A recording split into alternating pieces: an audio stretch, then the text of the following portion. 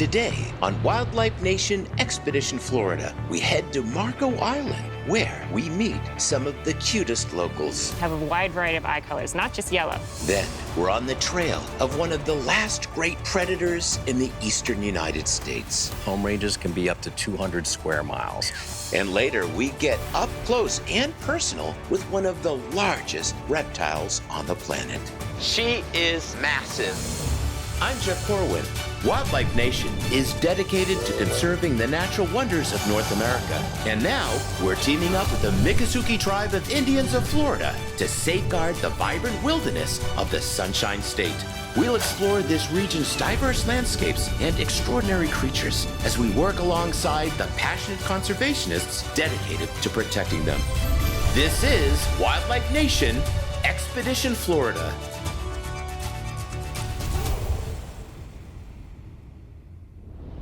Today, I'm in Marco Island, a popular tourist destination on Florida's Gulf Coast. The island is home to a quirky creature called the burrowing owl.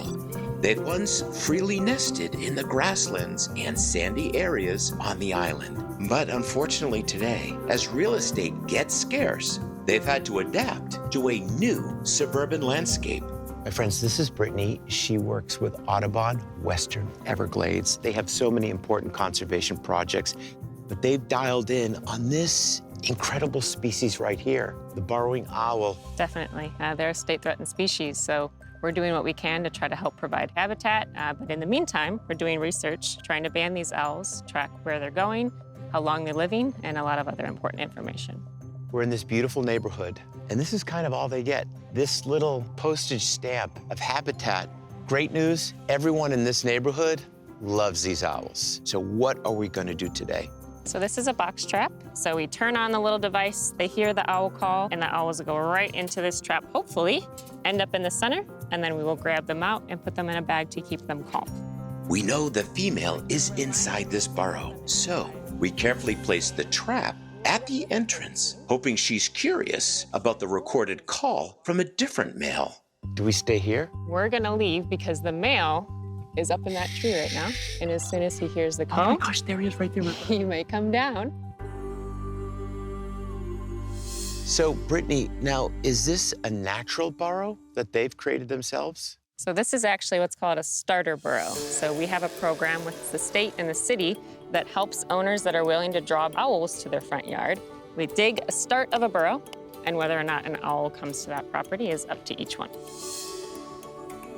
See that she's inside? She's in it. So we're gonna quickly Brittany, that was quick. push it in the bag to keep her calm. So you can hear she's squeaking.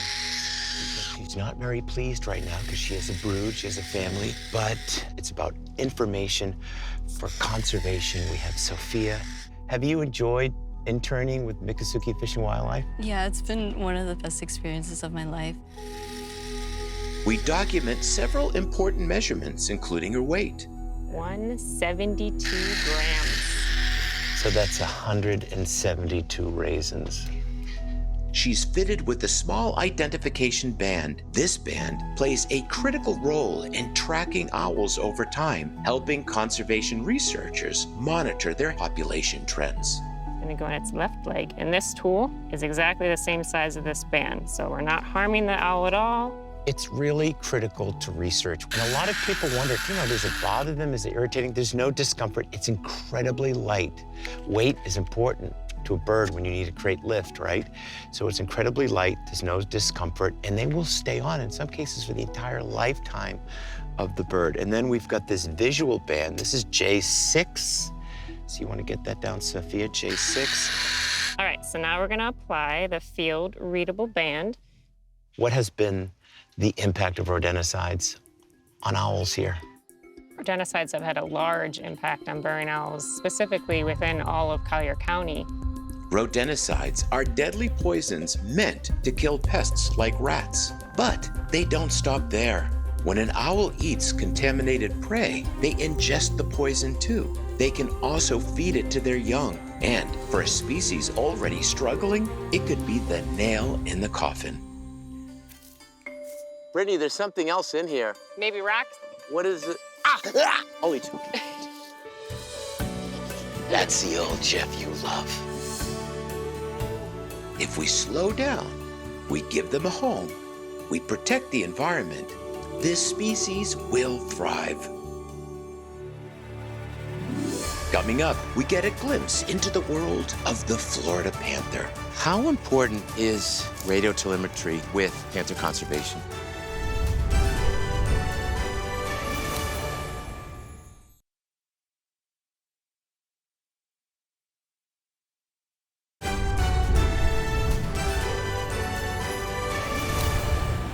Today, I'm on one of America's most stunning natural areas.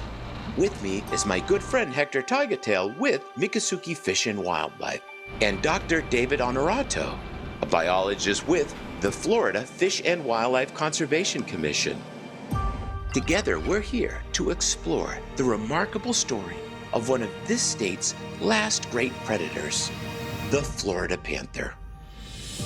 Once roaming the entire southeast, the Florida panther is a stealthy, solitary predator. A cat adapted to Florida's swampy forests. But tragically, with habitat loss, collisions with vehicles, and inbreeding, this species has been pushed to the brink of extinction. And by the 1990s, only 20 to 30 panthers remained in the wild. Everybody loves Florida panthers. Everybody wants Florida panthers. But sometimes people want to live in Florida and take wild Florida way more. And that's the biggest challenge, isn't it, Dave? The lack of space. Explain that. Yeah, panthers require a large swath of land to persist. Male home ranges can be up to 200 square miles. Historically, panthers ranged across the southeast. They weren't just in Florida. They went into Louisiana, Georgia, Mississippi, Alabama. And so there used to be interchange of the genetics between panthers and pumas from Texas and the eastern cougars when they were still around.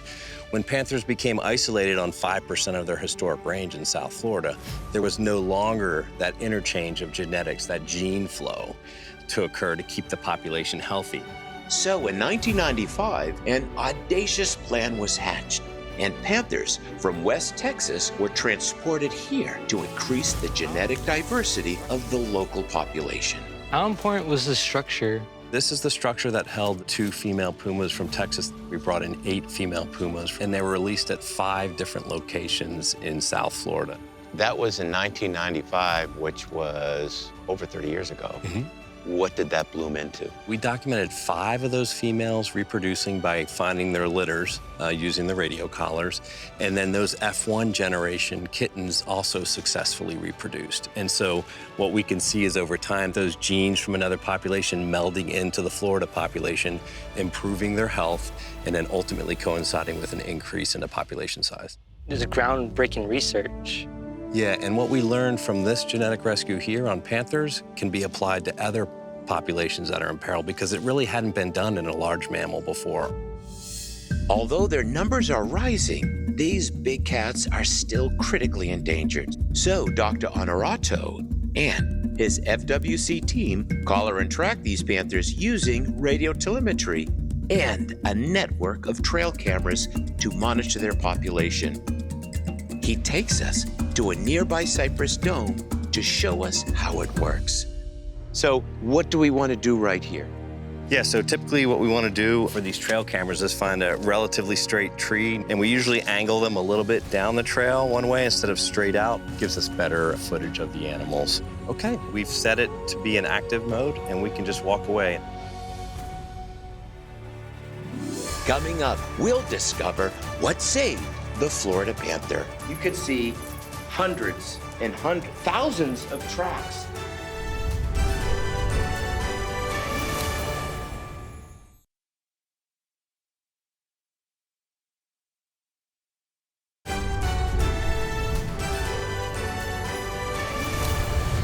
I'm deep inside the Florida Panther National Wildlife Refuge with Hector Tigertail from Miccosukee Fish and Wildlife.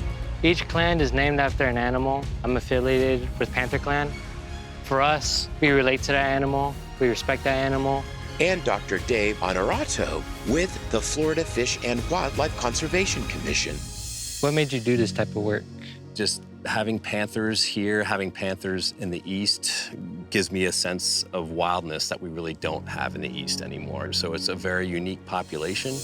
The Florida Panther's amazing comeback story through genetic rescue, habitat protection, and conservation research is also due to a less dramatic but equally important measure: wildlife corridors.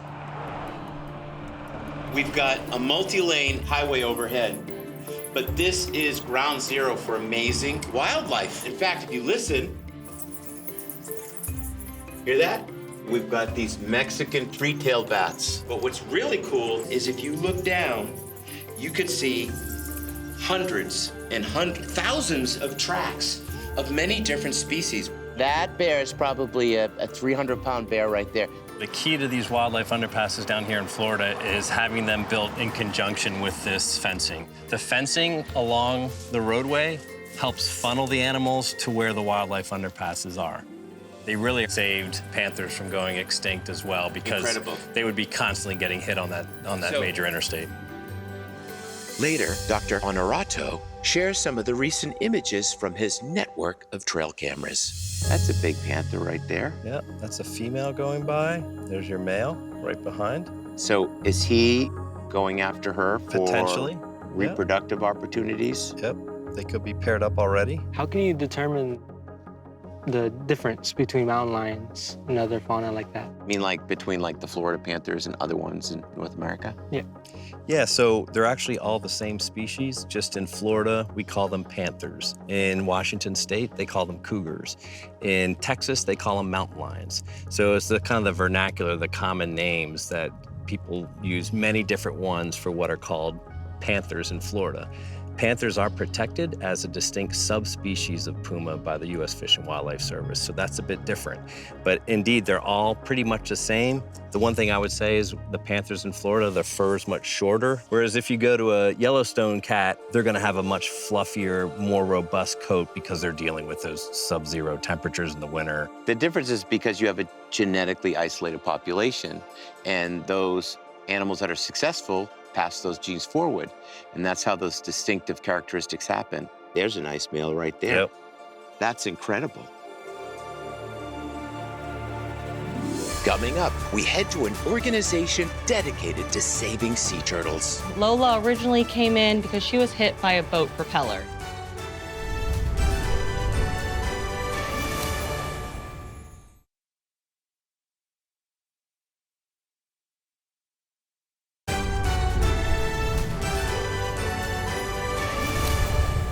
I'm at Loggerhead Marine Life Center on Florida's Atlantic coast, where rescued sea turtles are brought to heal.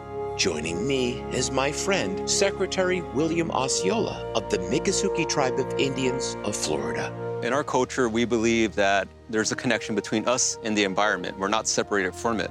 So the Everglades water flows from Lake Okeechobee all the way down to the Atlantic and Gulf of Mexico. So if the animals are suffering based off of that water quality, humans should realize we're going to be the next ones to suffer as well. So, Marika, your mission is to help save these turtles. They've got this incredible team here at Loggerhead. This is a green sea turtle, probably what, like 3 years old, if I'm guessing? Yep. What is the backstory of this turtle, Marika? Yes, so this is Lola. Lola originally came in because she was hit by a boat propeller. So this wound has come a really long way. She originally underwent surgery to help bring those two pieces of bone together. And then she's gone through several months of wound care. And we are very, very close for it to being finally fully healed. So what do we need to do today? We're just gonna clean this wound a little bit here. Thank you. But I think turtles getting hit by boats is probably one of the biggest challenges we face right here locally. Hey, Jeff, what's going on with this turtle's neck there? That looks like cauterization treatment there for a tumor? Yes, Explain exactly. that. So Lola here was not only struck by a boat, but she also has the virus fibropapillomatosis that a lot of juvenile greens can get, and they grow these cauliflower-like tumors all over their body. So Lola's gone through at least 3 tumor removal surgeries at this point. Do you mind passing me that syringe and needle there? And we're gonna get a little bit of blood from Lola. How is climate change impacting these guys here? It's a great question. I'd say a big one that we're seeing is the temperature of the sand when the nesting turtles lay their eggs. The gender of the turtles is determined by the temperature of the nest, so we're seeing a lot of nests that are only females, which has a big impact on the future of their diversity. With the ideal temperature, you want that nest to hatch out like 50-50 males and females. But with the higher amount of temperature, we're getting like 90+% females hatching out. But why is it important for you to get that blood sample? So this is a really good way for us to track that they're on the right antibiotics, the right treatment plan, and that all of their blood work's going in the right direction. Now, they are tumor-free, really exciting, so as long as they stay tumor-free, the boat strike heals up well, they'll be good to go soon. All right, Lola is all good to go back into her bin, and now she can go back into her tank. Each injured turtle tells the story of the challenges they face in our changing world. And thanks to the dedicated staff here at Loggerhead, that gives me hope for tomorrow. Up next, night falls and a giant emerges from the sea. This is a 900-pound animal.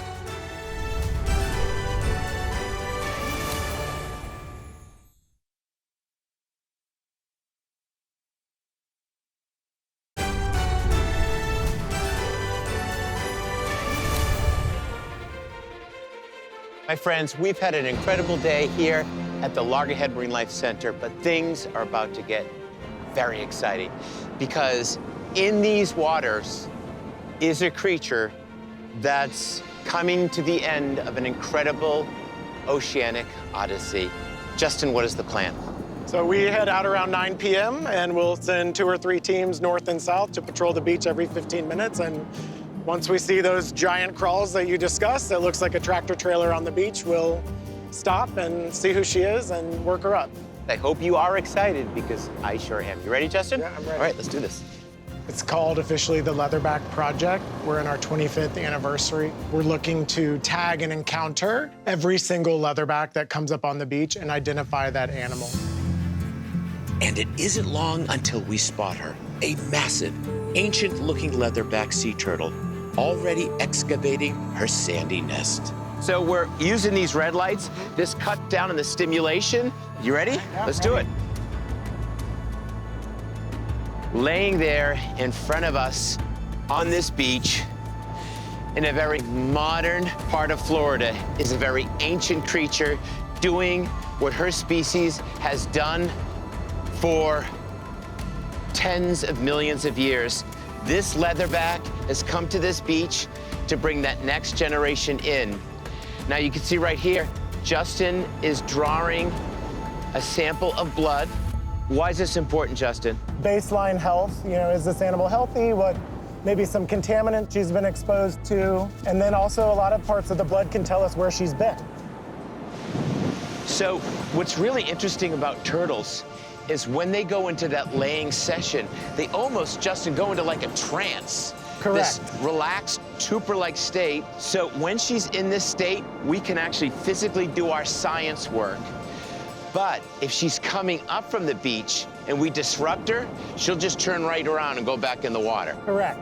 We scan and ID her, and this animal is actually known to Justin. Her name is Buttons. This is why they call them leatherbacks. It almost looks like an embroidered piece of leather. She has spent her life out in the open ocean. She is traveling anywhere from tropical parts of the world to, Justin, she could actually make her way up to New England. Correct, or north. Canada, yeah. They are megathermic. Explain that concept. This turtle is so large and doesn't really ever stop swimming. And it's that really large body size and that constant exercise that allows her to maintain an internal temperature that's higher than the surroundings, which is very unique for reptiles. Next, we measure her massive shell called a carapace. 229 centimeters, so this is an 850, 900-pound animal. We continue by measuring her neck circumference and body condition. Finally, we take genetic samples to better understand her bloodline and health. What makes you want to do this work? I mean, just you look at this animal and they're just remarkable. I mean, their size, their demeanor, they're gentle giants. They're just cool. So she's done laying her eggs now. She's gonna start disguising with the rear limbs.